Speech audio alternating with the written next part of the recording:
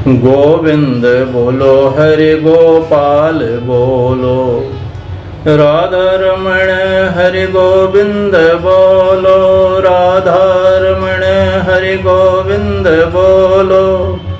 बोलिए गोविंद भगवान की जय।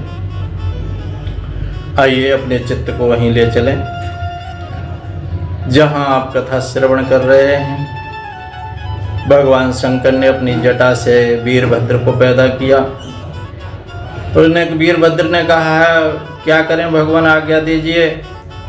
बोले दक्षम यज्ञम जहि, दक्ष के यज्ञ को नष्ट कर दो, सह यज्ञम, दक्ष के समेत दोनों को कर दो नष्ट। और उधर से वीरभद्र आ रहे थे और सभी भूत प्रेत इत्यादि के उधर से जा रहे थे, तो दोनों वीरभद्र को देख करके उसी के साथ सम्मिलित हो गए। और उधर से इतनी आंधी तूफान सा चला और सभी देवता कहने लगे कि ये आंधी कहाँ से आ रही है, कैसी आ रही है और कैसा ये इतना जो आंधी तूफान आ रहा है ये कैसे क्या है। और सबने कहा जरा पता लगाओ। एक बोला अरे मुझे तो लगता है कहीं डकैती पड़ी है, डकैत पक्ष भाग रहे होंगे। एक ने कहा क्यों भाई, इस समय राजा प्राचीन बरही का राज्य है, राजा प्राचीन बरही के राज्य में भी भला कोई डकैत हो सकता है? वहाँ बड़े उग्र शासक हैं, बातान बांती नह संत दसवा, प्राचीन बरही जीवत हो ग्रदंडा। दूसरा बोला लगता है घास चरकर जब लाखों गायें एक साथ दौड़ती हैं तो ऐसी ही धूल उड़ती है। एक ने कहा गावो न कांत्य इदम कुतो रजो, ये गायों के आने का समय नहीं है, ये तो इतनी दूर फिर कैसी। एक तो बोला मुझे लगता है कि प्रलय होने पर समय आ गया है, ये प्रलयंकारी प्रभंजन है। एक ने कहा प्रलय होने का समय तो अभी आया नहीं है, लोगों अधुना प्रलय आय कल्पते। अब जब तक देवता कुछ निर्णय ले पाते तब तक तो शनई तूफान से यज्ञशाला को भी घेरना प्रारंभ कर दिया। और यज्ञ के चारों ओर तरफ उस तूफान को आते देख के भूत प्रेत दिखाई पड़े। देवता समझ गए कि अब सब कुछ गड़बड़ होने वाला है, भाग लो यहाँ से। जैसे ही देवताओं में भगदड़ मची के वीरभद्र ने आदेश दिया सबको बंदी बना लो। एक भी भागने न पावे, दौड़ दौड़ कर भूत प्रेतों ने देवताओं को पकड़ना प्रारंभ कर दिया। और जिसकी पकड़ में जो आ गया उसी को पकड़ा। भृगु मुनि उठकर भागे तो मणिमान नाम के गढ़ भृगु जी को दमोचा। वीरभद्र ने दौड़कर प्रजापति दक्ष को पकड़ लिया। किसी ने पूषा को, किसी ने भक्त को, सबको पकड़कर कहा भाई कहाँ भाग रहे हो, यज्ञ में भाग लिया है कि नहीं? तो अपना भाग लेकर ही भागिए, खाली हाथ मन जाइए। और सबको पकड़ पकड़ के बांधना प्रारंभ कर दिया। वीरभद्र ने आदेश दिया कि पूरा यज्ञ तहस नहस कर दो, सब बराबर हो जाए। सभी शिवगढ़ यज्ञशाला पर टूट पड़े, बल्लियां उखाड़ उखाड़ करके पटकने लगे और कुछ भांडों में घुस गए और रायते हुए कुंड में हर हर महादेव डुबकी कर मारने लगे, नहाने लगे। सब भंडारा चौपट कर दिया, सारी बल्लियां उखाड़ करके फेंक दी, यज्ञ तहस नहस कर दिया। अंत में सबके बंदी बनाकर खड़े हो गए। उन भूतों ने वीरभद्र से कहा अब बताओ इन्हें क्या दंड दिया जाए? भूत प्रेत आदि बोले महाराज ये सफेद दाढ़ी वाला बाबा भृगु है ना, ये खड़े थे और अब इन्होंने हमारी बहुत पिटाई करी और हम पिट रहे थे और ये अपनी दाढ़ी पर हाथ घुमा घुमा कर रहे थे, प्रसन्न हो रहे थे। इतना सुनते ही वीरभद्र ने क्रोध आया, भृगु जी की दाढ़ी मूछ दोनों पकड़ करके एक झटका में सारे बाल नोच करके डाल दिए, दाढ़ी उखाड़ दी, भृगु जी को थमा दी, लो अपने हाथ में। शिवगढ़ों ने कहा कि महाराज ये जो पूखा है ना, पूषा देवता खड़े हैं, सब हम पिट रहे थे तो हमारे तरफ से ही इनके खूब बत्ती सी खिलखिला रहे थे, ये हंस रहे थे।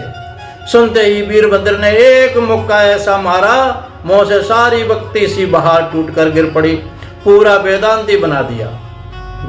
बेचारा एक भी दांत मुंह में नहीं रहा। शिवगढ़ों ने कहा प्रभु ये तो भग देवता खड़े हैं ना, हम पिट रहे थे तो हमारी तरफ आंखें मटका मटका करके खूब हंस रहे थे। तो वीरभद्र ने भग देवता की दोनों आंखों दोनों अंगुली डालकर बाहर निकाल दी। इस प्रकार ये जितने देवता सम्मिलित हुए सबका अंग प्रत्यंग विहीन करके देवताओं को तो भगा दिया, परंतु जब प्रजापति दक्ष की बारी आई तो उठकर पटका और भोले बाबा का ध्यान करके दक्ष को सिर उखाड़ के हवन कुंड में स्वा कर दिया। भोलेनाथ की जय जयकार करते हुए सब शिवगढ़ लौट पड़े, परंतु जो देवता खंडित हो गए थे वह थे वो रोते रोते ब्रह्मा जी की शरण में गए। सबने अपनी अपनी दुर्दशा सुनाई। ब्रह्मा जी हंसने लगे और देवताओं बिना विचारे जो करे सो पाछे पछताए।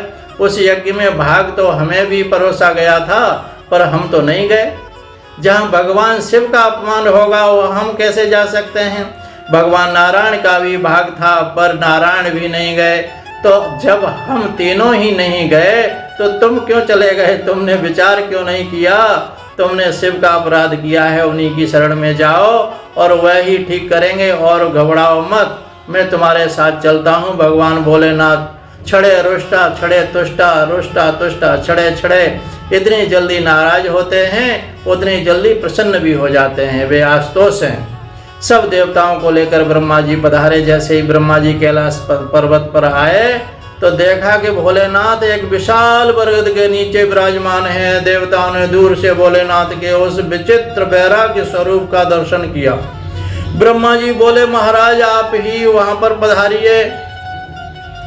ब्रह्मा जी से बोले कि भगवान आप ही जाइए, हम नहीं जा सकते उनके पास में। भोलेनाथ के उचित लगे तो हमें इशारा कर देना, हम तुरंत दौड़कर जब आ जाएंगे। उनके पास जाने का साहस नहीं होता। तो देव समाज को वहीं बैठकर ब्रह्मा जी सबसे पहले शिव जी के पास पहुंचे। ब्रह्मा जी को देखते ही भोलेनाथ खड़े हो गए और ब्रह्मा जी को प्रणाम करके आदर के साथ आसन दिया। और प्रणाम कैसे किया? जैसे ही वामन भगवान कश्यप जी को पिता होने का नाते प्रणाम करते हैं, भगवान वामन साक्षात नारायण विष्णु हैं और व्यवहार जगत में कश्यप जी उनके पिताजी बने हैं, इसलिए वामन भगवान को प्रणाम करना पड़ता है। उसी प्रकार भगवान भोलेनाथ तो समस्त देवताओं के परम पूज्य हैं, परंतु व्यवहार में ब्रह्मा जी की भ्रकुटी से प्रकट होने के नाते उन्हें पिता मानकर प्रणाम कर रहे हैं। ब्रह्मा जी ने दूर खड़े देवताओं से इशारा किया, मौका बहुत अच्छा है, जल्दी आ जाओ। सभी देवता दौड़ करके भगवान के भोलेनाथ के पास पहुंच गए, चरणों में साष्टांग दंडवत करने लगे। ब्रह्मा जी ने थोड़ी सिफारिश कर दी और महाराज इन पर दया करो। भृगु ने अपने मन की बात करनी चाहिए कुछ, पर इनका स्वभाव था कि बात करते समय दाढ़ी पर हाथ फेरते थे। तो स्वभावतः जैसे ही दाढ़ी पर हाथ फेरने लगे, हाथ ऊपर उठा के दाढ़ी में एक भी बाल ही नहीं है। इतने बेचारे संविदा हुए कि मुंह लटका कर भी रह गए, कुछ बोल नहीं पाए। ब्रह्मा जी ने कहा, भोलेनाथ अब इन पर दया करो, ये बिना दाढ़ी के रह नहीं पाएंगे। इनके स्वभाव में आ गया है और इनकी दाढ़ी आपके विरोधी यज्ञ में स्वाह हो गई है। भोलेनाथ भी मुस्कुरा कर बोले, अच्छा ठीक है, पूरी दाढ़ी तो नहीं मिलेगी, परंतु आगे आगे थोड़ी सी दाढ़ी आपको लग जाएगी, आओ हमारा आशीर्वाद है। भृगु जी बोले, बस महाराज, इतने में काम चल जाएगा, कुछ होना जरूर चाहिए। पूछा देवता तुरंत आगे बढ़े और देखो महाराज, मुंह में एक भी दांत नहीं है बचा, सारी दंतावली बाहर निकाल दी है।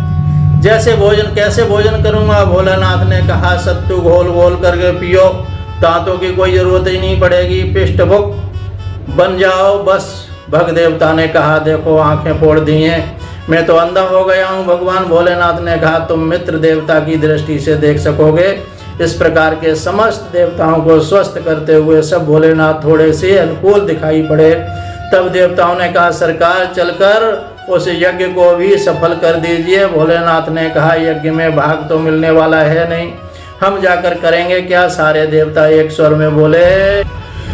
सभी देवता मिलकर के बोले, एस्ते रुद्र भागोस्तु यदुच्च उच्चिष्टो अध्वरस्य वही यज्ञस्ते रुद्र भागे न कल्पताम अद्य यज्ञहन। हे यज्ञहंता भोलेनाथ, आज जो भी यज्ञ में सामग्री अवशेष बचेगी वह अवशिष्ट सामग्री आपकी ही भाग माना जाएगा। भोलेनाथ संतुष्ट हो गए। जो बच जाए बहुत है। सारे देवता भोलेनाथ को मना कर ले आए। भोलेनाथ ने कहा महाराज यज्ञ सफल करो। भोलेनाथ ने कहा यजमान को बुलाओ। देवता बोले यजमान का धड़ तो ये पड़ा है पर सिर स्वाह हो गया है। भोलेनाथ को ससुर जी की दुर्दशा देखकर दया आ गई। तुरंत बकरे का सिर जोड़कर ससुर जी को पुनर्जीवित कर दिया। दक्ष के जिस धड़ में जब बकरे का सिर लगा पुनर्जीवित हुए तो भोलेनाथ की महिमा के समझा। सती जी को वियोग का स्मरण आया तो गदगद कंठ होकर के नेत्र से जल हो गए। दक्ष ने भोलेनाथ के चरणों में प्रणाम करते हुए बड़ी सुंदर स्तुति कर दी। हे भोलेनाथ, आपने मुझे दंड देकर बहुत बड़ा भारी अनुग्रह किया है, क्योंकि मैं बहुत उद्दंड हो गया था। और दंड किस लिए दिया जाता है कि सुधर जाए। मैं दंड उसी को दिया जाता है जिसे हम अपना समझते हैं। कहीं बच्चे उत्पात मचा रहे हों और दंडता कर रहे हों तो हम वो अनदेखा करके चले जाएंगे तो हमें क्या लेना देना, पर उनमें से अपना कोई बच्चा दिखाई पड़ जाए तो उन उद्दंडों के साथ साथ उद्दंडता कर रहा है तो हम उसे जरूर पकड़कर चपत लगा देंगे, क्योंकि हमें उसे हम अपना समझते हैं, उस पर हमारा अधिकार होता है, इससे प्रेम किया जाता है, उसी को दंड देने का अधिकार भी रखा जाता है। तो हे भोलेनाथ, आपने मुझे अपना समझा है, अपनत्व के नाते ही मेरे उद्दंडता पर अंकुश लगाने के लिए अपने मुझे दंड दिया है। एक ग्वाला गायों को चराता है पर अपनी गायों के बड़ा प्रेम करता है, इतना प्रेम करता है कि जंगल में कोई हिंसक जानवर हो कदाचित गाय के ऊपर आक्रमण कर दे तो अपने प्राणों की बाजी लगाकर गौ माता की रक्षा करता है। और वही गाय यदि उत्पात करे तो यहाँ वहाँ नुकसान करे तो डंडा भी मार देता है। तो जितना अपनी गायों से प्रेम करता है उतना ही मारने का अधिकार भी रखता है। प्रजापति दक्ष बोले कि मधुर स्तुति कर रहे हैं पर बकरे का मोह है तो बकरे का ही भाषा में बोल रहे हैं। सुनकर भोलेनाथ को बड़े जोर जोर से हंसी आ गई। इसलिए आज भी भोलेनाथ के भक्त शिव जी की पूजा करते समय बम बम बम बम बम बम बोलते हैं। हंसी आ गई इतने, इसलिए आज भी भोलेनाथ के भक्त शिव जी की पूजा करते हुए बम बम इसलिए बोलते हैं कि क्योंकि बकरे की तरह से बम बम करते ही भोलेनाथ को ससुर जी की याद आ जाती है। भोले बाबा प्रसन्न हो जाते हैं। जहाँ भोलेनाथ प्रसन्न हुए तत्क्षण सबके बीच में भगवान लक्ष्मी नारायण प्रकट हो गए। समस्त देवताओं ने क्रमशः भगवान नारायण की स्तुति की और सबके अंत में ब्राह्मणों को ने भगवान मिलकर प्रभु की स्तुति की। भगवान ने कहा देखो, भगवान शंकर में और भगवान ब्रह्मा जी में और मुझ में कोई अंतर नहीं है, मैं एक ही हूँ। जब सृष्टि करनी होती है तो ब्रह्मा का रूप धारण करता हूँ, जब सृष्टि का लय हो करना होता है तो शंकर हूँ, और सृष्टि का पालन मैं विष्णु रूप से करता हूँ। मैं अलग अलग नहीं हूँ, एक ही हूँ। जो भगवान शंकर का अपराध करता है वो मेरा अपराधी है, और भगवान जो ब्रह्मा का अपराध करता है वो मेरा अपराधी है। तो ब्रह्मा विष्णु एक ही हैं, इसलिए ब्रह्मा विष्णु में कोई अंतर करने वाला अंतर नहीं करना चाहिए। आज ये इस प्रसंग की समापन हुआ। इतना ही कहकर के वाणी को विराम बोलिए। सच्चिदानंद भगवान की जय।